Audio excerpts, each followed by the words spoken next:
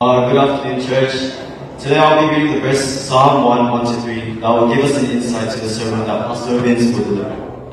It says, "Blessed is the one who does not walk in step with the wicked, or stand in the way that sinners take, or sit in the company of mockers, but whose delight is in the law of the Lord, and who meditates on his law day and night. That person is like a tree planted by streams of water, which yields its fruits in season, and whose leaf does not wither. Whatever they do prospers." Psalm 1 begins by showing that every person is being shaped by something. Notice the progression: walk, stand, sit.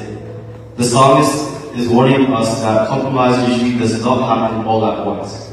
A person first walks alongside ungodly influences, then begins to linger in them, and eventually settles comfortability among them. In contrast, the blessed person delights in God's word and continually meditates on it. Biblical meditation is not emptying the mind, but filling it with God's truth, allowing His word to shape our thoughts, decisions, and character. The result is a powerful picture: a tree planted by streams of water. The tree survives not because circumstances are always favorable, but because its roots have a constant source of nourishment. In the same way, when your life is rooted in God's word, you can remain spiritually strong even during difficult seasons. Fruits do not appear overnight.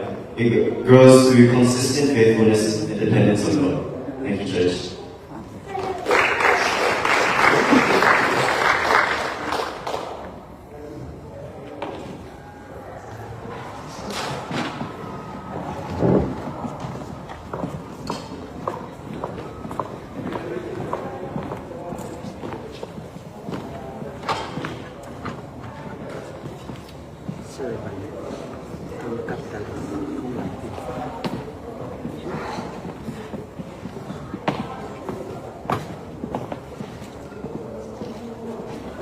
Good afternoon, everyone.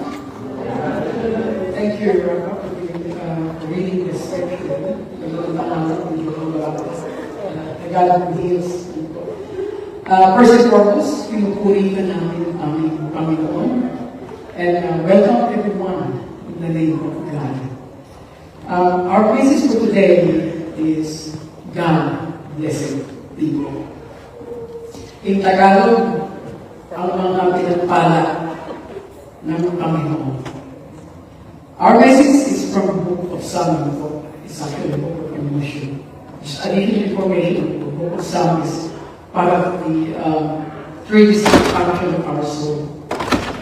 We have three books, which is Psalm, which is book of emotion, Proverbs, books of mind, which is yung ating mga reasoning and wisdom, and the lastly, the Ecclesiastes, which is book of will and book of choice.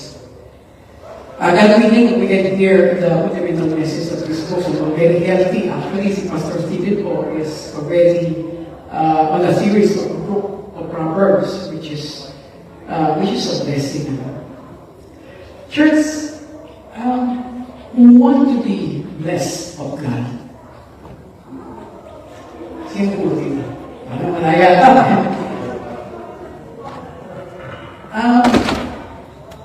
most would answer affirmatively, definitely. Is in the church?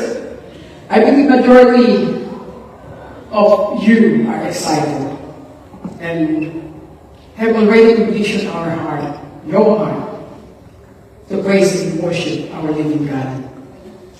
Some of you wake up early in the morning to do good food shopping so you can cook for our church today. Some of you are practicing your instrument, music instrument. With others, it's rehearsing songs, focusing on voicing, blending harmony and timing, and so on and so on. Some of you are preparing lessons for our kids and young people. Amen.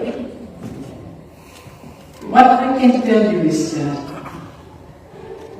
God is watching you while you're doing these things. He sees your heart. He is pleased with you. Amen, church? Your presence here today indicates your interest in God's blessing. The first step in God's way of blessing is salvation. Otherwise, without salvation, consequence of eternal spiritual separation from God is a spiritual death of condemnation. Sad to say, it is a hell.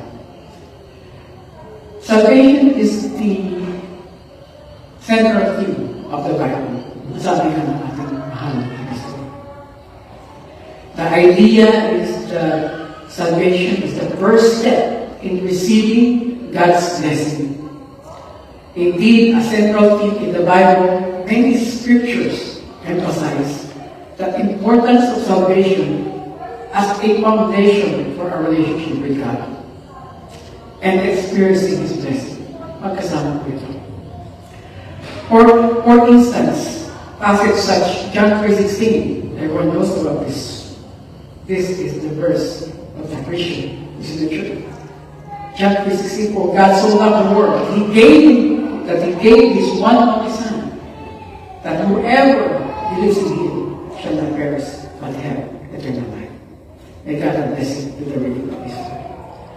Highlight God's love and the gift of eternal life through faith in Jesus Christ.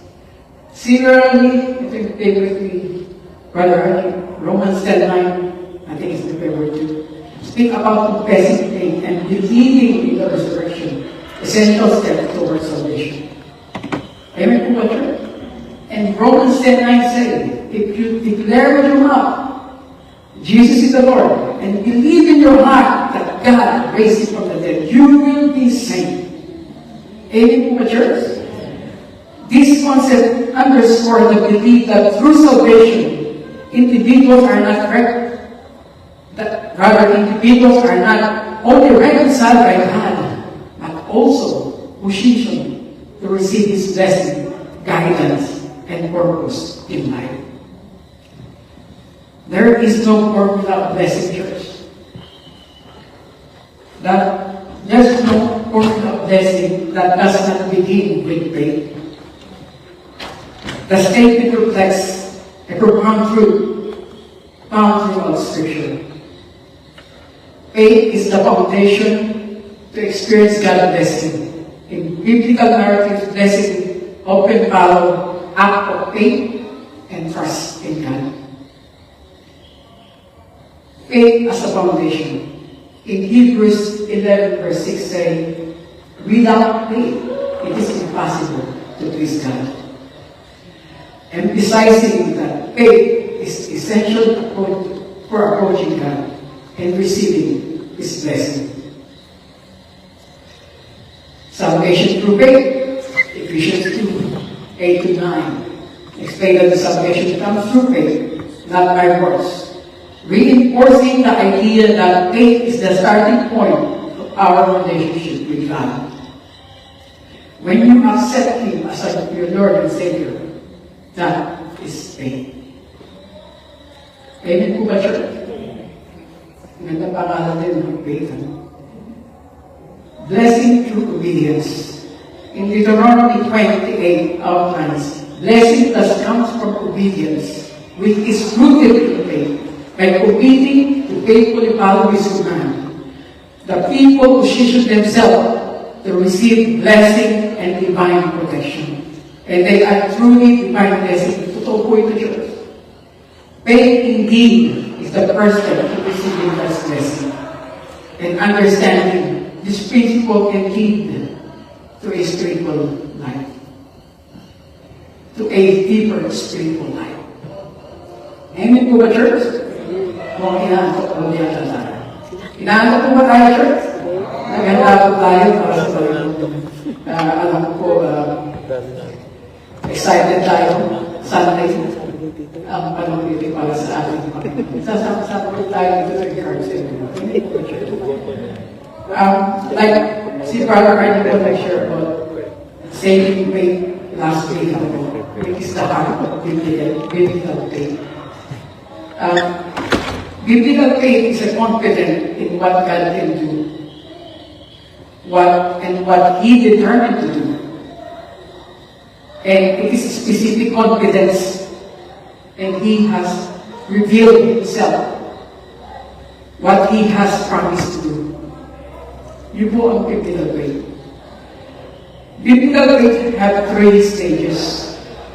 Ito po yung knowing and understanding the truth, conviction of the truth, and commitment to the truth. Understanding of the truth, ito po yung kilala natin, He died for our sins. Yung kanyang will.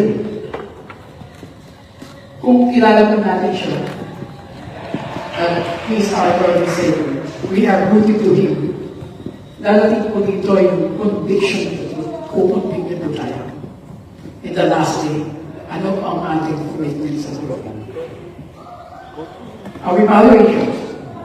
For example, gawa po natin. Yung pong ating mga asawa. Pagka po sila ay ating palangkot o nagawa tayo ng bagay na sila ay magagalit, tayo po ay naglulungkot. Pero dapat kaya-abay kayo. Let's put it this way, mga anak natin, mga nanay. Pagka kayo ay, ang mga anak nyo ay, yung mga bagay na kayo hindi nagawa, na gusto nila, nasasakot tayo. That is conviction of love to the kids. Kasi kung wala po yun, hindi po tayo makukonvict. If we are in this place, at wala po tayong conviction, hindi po tayo. Once again, that's personal relationship. The question is, do we feel the same way toward God? Church, biblical Bible says James in 2:17, ang sabi po dito, faith without action is dead. Amen po ba, church? Church, He is our home and Lord and Savior, and we keep by faith. And ang message po natin, yun po yung introduction, yung habang essential po natin. Ang passage po natin galing sa Psalm, assume that salvation has taken place. So, back tayo po sa ating topic.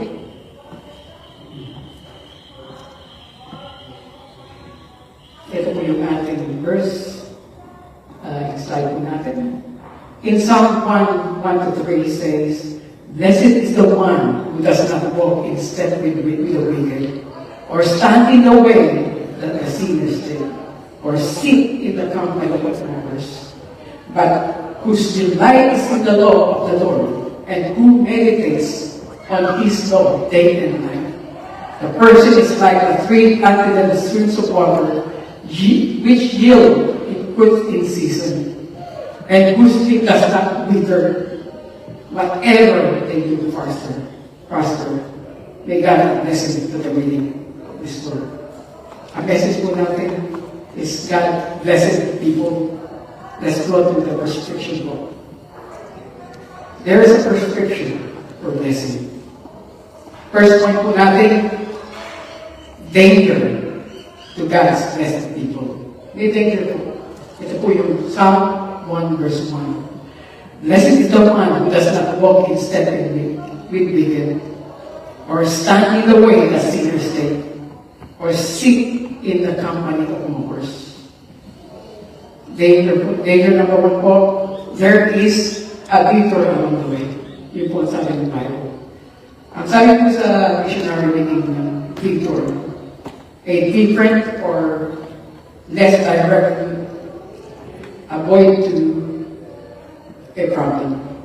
Or make a detour, it will be wise to make a detour to avoid the course. Yun po yung nasa dictionary.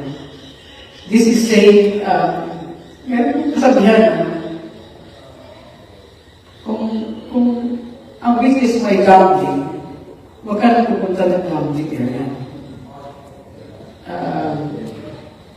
Hindi po ba, palitin po natin ngayon dito sa ating mga pastor. A normal person with the right one doesn't want trouble. Significant warning about spiritual danger that can affect those who are less than average on each aspect of threefold danger. There's a threefold danger rule. Danger number 1, walking in the counsel of group of ungodly. Yung mga young people po tayo. Ito po natin po for the young people listen. Sometimes they might even say like this, you won't know if it is bad unless you try it. Narinig po yan in high school. We encourage exploration of sin or immoral behavior under the guise of curiosity and open mindedness, rather. They may say, I do have an understanding of Christianity. You can just repent. Everyone's doing it. I have a Christian friend who do it. Just try it. Just for today. Just a personal request. Nakakalimutan ko ba kayo ito? Sometimes I do. When I stop drinking, inaalok ko, kailan birthday ko naman? Amen po ba, church? May mga salita na I thought we are friends. Ang tagal natin kasama. And that's what friends are for. Ang ganda. Church, we need to be aware sa mga bagay nito ng cultures. Marami pong forms of influences sa labas. Andiyan po yung forms of literature, yung books, article, and other written content that can promote ungodly values. Reading materials that contradict biblical teaching can lead to distorted perception of right and wrong. And forms of advertising ads open the door to lifestyle or behavior that contradict God's principles. Enticing individuals to pursue worldly pleasure rather than spiritual fulfillment. Forms of entertainment, movies, TV shows, and music, and also propagate a godly message. Normalizing behavior that contrary to biblical teaching. Regular exposed in this regard individual sins. Agad po ba tayo dito, church? Madali po. Kaya po yung ibang, may religion po akong alam na bawal sila, wala silang TV. Dahil pinakasala sila. Christian po ito. Second danger po natin, standing in the way of sinners. Ito po yung sunod sa unang danger, standing in the way of sinners. Doon po, ini-invite tayo.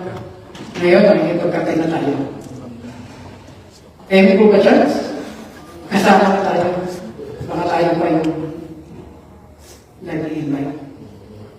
Emi po ba, church? Minsan na si Satan, tinitawag niya.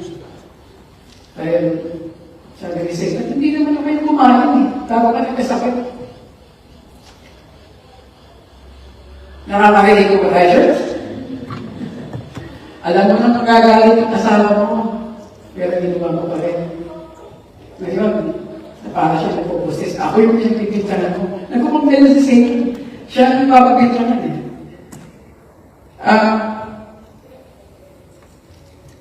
Mahirap po yun po yung mga danger. Let's go to church standing in the way of sinners. There is a progression. May progression po ito. The progression. At this point illustrates the gradual decline in our spiritual life. Initially, an individual listened to the advice of the ungodly, rather, which can lead to adopting their behaviors and attitudes. Transforming po. Pagtakinig tayo. There is a saying, tell me who your friends are, and I will tell you who you are. Narinig na po ba natin sa church? Emphasize that close association influence behavior and identity. If one spend time with those who disregard faith, they will begin to adopt similar values and action. May po ba, church? May book nga po na narinig niyo na po ba yung o nabasa? Anyone heard or read about that twig invent? Baka po yung mga Sunday school student natin. That twig is dead. It is a historical novel. Non-fiction book po ito. It is not biblical, but perfectly captures the spiritual or several biblical principles. Ang biblical counterpart po ito ay in Proverbs 22:6. Train up a child in the way he should go, and when he is old, he will not depart from it. May God bless the reading of His word.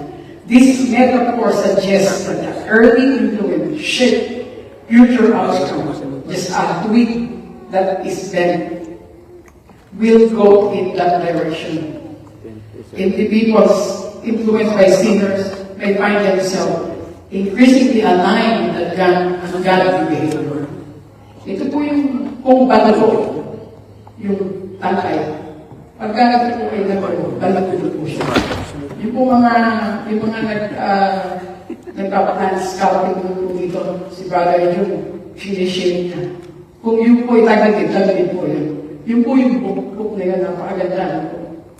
And I remember, as I always reminded my kids, ito, all glory to God po. Glory to God po. Always telling them, don't copy them, let them copy you. Lagi po yan. Because I remember back then, I'm so confident na nandun kami sa they're so active in the church. Ganda silang Tuesday practice in Brother Ali Bahay. That's Tuesday, Wednesday, Bible study, prayer meeting on Friday and Sunday. Dun po ako walang confident. That's why I can assure them. Don't copy them, but let them copy you. Amen po ba, church? At yung third danger po natin sitting in the seat of scornful. Scornful in Tagalog po, nanunyan. Kanina po, nagkakape, nung in-invite nagkape ngayon, para maaway ng Panginoon. The progression of influence, progression from listening to ungodly, to adopting their standards, and finally to walking God's standard, shows a complete departure from faith. Nawawala yung faith. Scornful attitude. Those who scorn God's way often mock or diminish the values that believers cherish. Pinuputya na tayo. Indicating a hardened heart and rejection of truth. May downward po ito. The downward of scornful indeed a downward spiral leading to spiritual emptiness and greater distance from God. Lumalayo po sila. This attitude can foster bitterness, discontent, permanence, isolating the individual from God's blessing. Na-isolate po sila. Ang caution lang po, these dangers serve as a warning to remain vigilant.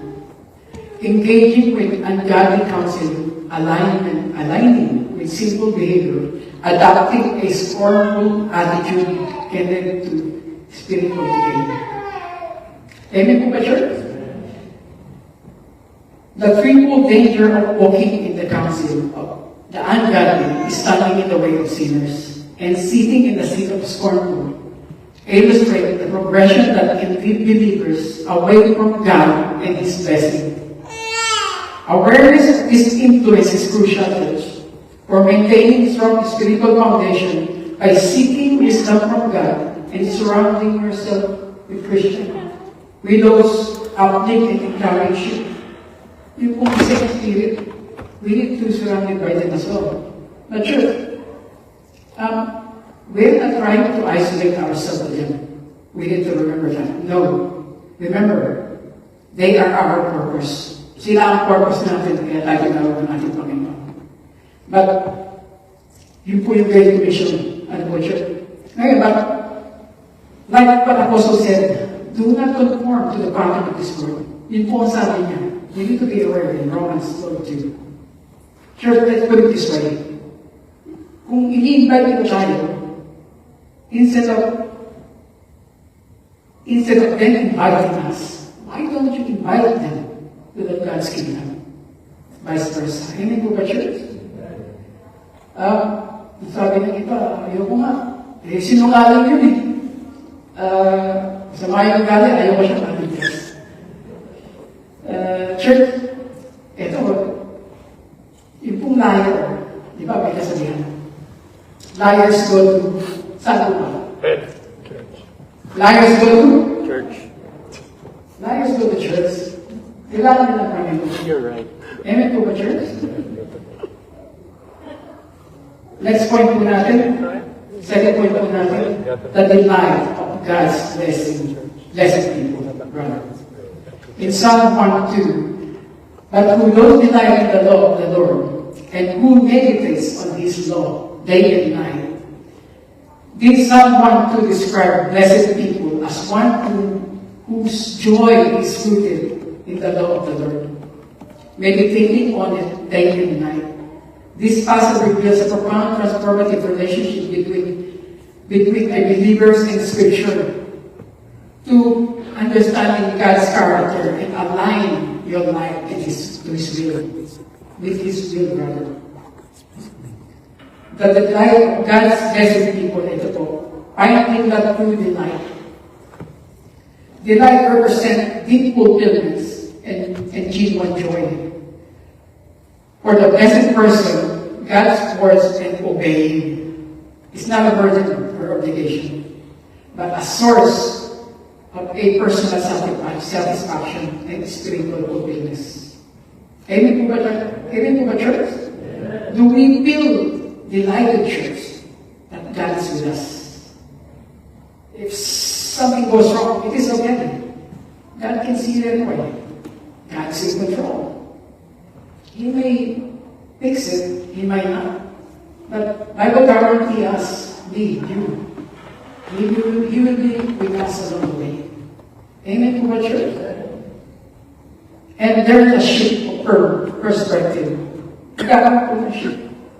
Yung po, kapag nag-delight natin yung salita ng Panginoon, the delight of God's blessed people. Ito po yung making God's word a delight or joy transform how believers view the Bible. From boring to blessed.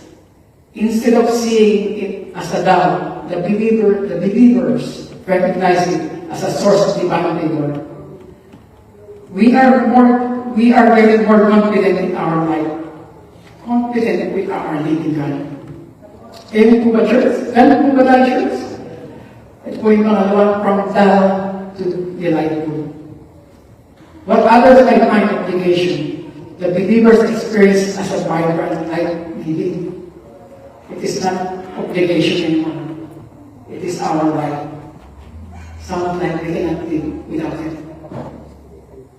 Ganun po ba tayo, church? Fantasy book from food, rather than dismissing it as a fiction. The believers treating it as essential nourishment for soul. Let's imagine if we crave the Bible the same way we crave for food. Imagine po natin, church, like a breakfast, lunch, or dinner to sustain us. Because without food, we won't be able to survive. How about without God's word, we won't be able to survive spiritually? Sabi ko sana, kung ano tayo, mukhang masaya spiritual ko, kailangan ko yung basa ng Bible.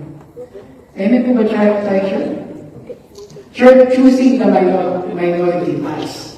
Delighting in God's word often requires swimming against tide. Because society frequently prioritizes worldly distraction over spiritual growth, by choosing to treasure Scripture requires courage, commitment, and willingness to stand apart from the majority. Remember, church, we are the minority. Bible said, you are chosen. And church, it is wise to embrace this verse. If God is for you, who can be against us? And po yung church, Romans 8:31. And tingnan po natin, mag-address po tayo kay David, the delight of God's blessed people. Ito po yung example ni David. King David models this delight through his own prayers. So kaya niya po sinabi ito to encourage us. In Psalm 119 to 16 say, I delight in your decrees. I will not neglect your word. Ang sabi ko, kaibigan ko.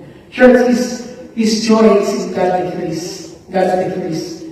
Leads to a firm commitment to never neglect the word of God. And in Psalm 119 to 47 say, for I delight in your commands because I love them. Grabe po si David. And he linked his delight directly to his love to God, showing that joy is an obedience stems from a heart of love. Bago ginamit po ni David yung obedience niya, yung step na yun, sa Panginoon. Remember, church, the main ingredients to serve God is in truth and obedience. Kailangan po magkasama yun. Hindi po pwedeng obedience lang, walang truth. Otherwise, waste of time. Hindi po pwedeng truth lang, wala namang obedience. Wala po yan. Because remember, sabi po ng Panginoon, faith without work is dead. Amen po ba, church? And lastly po dito kay King David, Psalm 119 to 70, verse 77, rather, let your compassion come to me, that I may live, for your law is my delight. Grabe po, no? He acknowledged that God is the foundation of his life, linking his very survival and spiritual vitality to his delight in the law and the commitment to obey it. Amen po ba, church? Grabe po si David, ano po? By following David's example, viewing wars as a good inspiration and joy, believers can move beyond mere duty into a deeper purpose and sustain spiritual life. The blessed people delight in Scripture. It's not accidental. It is a cultivated, intentional state of heart, courage, and aligned life with His will and His character. Amen po ba, church? Are we following church? So, let's go to the final point po natin. Final point po natin, destiny of God's blessed people. To bring destiny. In Psalm 1:3, the person is like a tree planted by the stems of water, which yield its fruit in season, and whose leaf does not wither. Whatever they do prosper. May God bless him with the reading of His word. He shall be like a tree planted by the rivers of water. This metaphor highlighted the strength of the blessed individual. Just as trees thrive when planted near a reliable resource of water, so does a person flourish when rooted in faith and connected to God. The imager convey the idea of stability and continuous supply of spiritual nourishment. Amen po ba, church? What a beautiful illustration po. Roots reaching down into the stem. This aspect emphasizes the importance of a deep personal relationship with God. The roots symbolize that the believer's commitment to seeking God and drawing strength from Him, ensuring they are nourished spiritually. And the river represents the Holy Spirit dito sa verse na ito. The Holy Spirit is essential for spiritual growth and vitality. Just as a river provides water for the tree to grow. The Holy Spirit offers guidance, comfort, and empowerment to believers, and enabling them to flourish in their spiritual life. Church, it is conviction of the truth. Kaya po tayo naman kanina. Kinukumbig tayo ng Panginoon. We as a Christian should have conviction. Otherwise, there will be no sanctification. Yun po yung natutunan natin sa ating mahal na pastor. May problema po tayo sa spiritual pagkala po tayo. Conviction to sanctification. Mahirap po yung sanctification. Pero, nandiyan po si Lord. Hindi po ba, church? These three brings forth fruit sa Galatians 4:22 to 23. According to Galatians 5:22-23, the fruit of the Holy Spirit includes such love, joy, peace, kindness, goodness, faithfulness, gentleness, and self-control. These characteristics manifest in the life of those who are filled with the Holy Spirit, indicated that a blessed person will exceed these qualities as an evidence of their spiritual health and connection to God. This is the manifestation of your faith, my faith. Amen to God, chapter. His faith shall not wither. Hindi po matutuyo ang sabi sa ating scripture. The metaphor of gifts that do not wither signifies endurance and resilience in faith.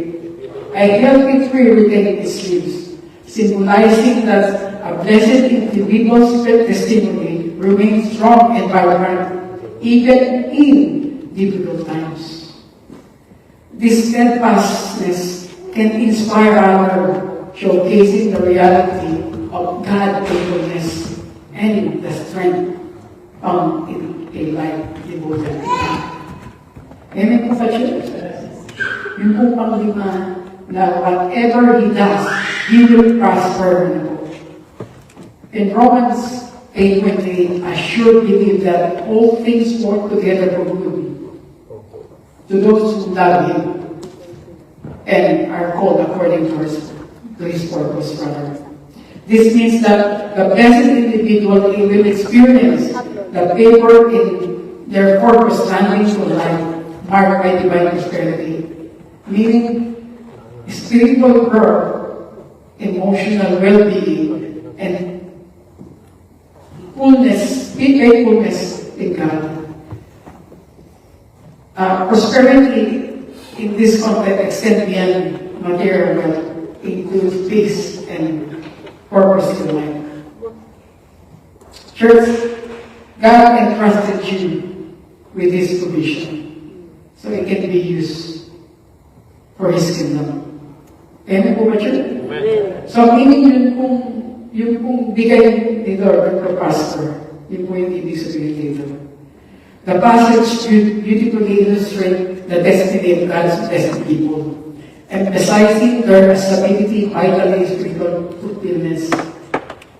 fruitfulness, rather. By being rooted in God's Word and connected to the Holy Spirit, they do not flourish spiritually, but also produce. They do not only flourish but spiritually, but also produce lasting fruit that benefits others, rather. Their unwavering testimony and assurance of divine prosperity reflects the riches of life dedicated to God, encouraging them in all aspects of our life. Ganyan po ba tayo, church? But church, sino mo ba dito yung mahilig mag-basketball? Kasi dito po sa birthday ito, ang sabi ko dito, as a Christian, we need to be in the perfect place for us to receive the God's blessing. Kailangan po, kasi yung po plan, maganda po yung pagka, nagpunta po talaga yung plan, nandun po siya, para yung steps of water connected sa kanya. So, for us to receive the blessing of God, kailangan po nasa perfect place po tayo. And I tanong ko lang po kung sino mahilig po basketball dito. Kung gusto niyo makakuha ng bola, kailangan po natin nasa perfect place tayo para po mapasahan tayo. Hindi po ba, church? Ganito rin po ito. Pwede yung sa Pilipinas, sino po dito yung background? Wala having a shower after the rain. Sino po dito yung mahilig maligo sa ulan nung bata? Ako po, dito ba? Ang problema po dito, hindi po tayo, ang ulan po ay nasa Billboard, naging tayo pa dito. Hindi po mayari po, otherwise, sabihin natin, sa dami, sa tayo ng dami, kung tayo nakikita in summertime. Wrong time, wrong place. So, yun po yung sinasabi dito. So, kailangan po tayo nasa perfect place. Ano po? And, Amen po ba, church? Hindi mo na marinisip yung blessing ng Panginoon. God said, I give you a blessing. Nung sabi ng Panginoon, nagbigay ako ng blessing. Sabi ng Tingin, 7 p.m. Tuesday, may pangalan ko na, potato station. Nagbigay ako. Wala lang. Manis yung blessing. O Sunday morning, online, 9:30. Kaso tulog ka pa. O the other weeks are still part, high school. Kaya naman iwasan niya. Church, God is giving us a blessing. But we need to get it para yung salvation. Kailangan natin kumanan yung binibigyan. Hindi po pwede tayo ng butas. Itiintay natin yung malaking butas. Amen po ba, church? God is giving us a blessing. He wants to bless us more than we do. Ano po yung Panginoon? Binigay niya na si Jesus Christ to save us. What else He cannot give to us? Amen po ba, church? Let's go to the conclusion, church. See the difference between the blessed people and the ungodly. The ungodly are not so. This referred to the previous contrast, emphasizing their lack of blessing and stability. Sila po ito. The ungodly is like copper debris scared away by the wind, lacking insurance, stability, durability. Sila po ito. The ungodly shall not stand in judgment. Sinabi po ng Bible yun. They will not rise up or be accepted during the judgment. Sabi po sa Revelation 20 verse 6. Gusto ko pong sapatan yung itong sila, yung favorite verse po, yung Matthew 6:33. But seek first the kingdom of God and His righteousness, and all these things will be given to you as well. This verse can pretty much cover parts of the conclusion of this lesson. Amen po ba, church? The question is, are you seeking or in the right place to receive God's blessing? Now, church, blessing or unblessed? Yun po yung malay po. Blessing or unblessed? Which will it be? This proposed choice for individuals between embracing God's blessing or facing the emptiness of the ungodly path. Again, tatabi ko, which will it be? Kayo po makakasalit. To God be the glory.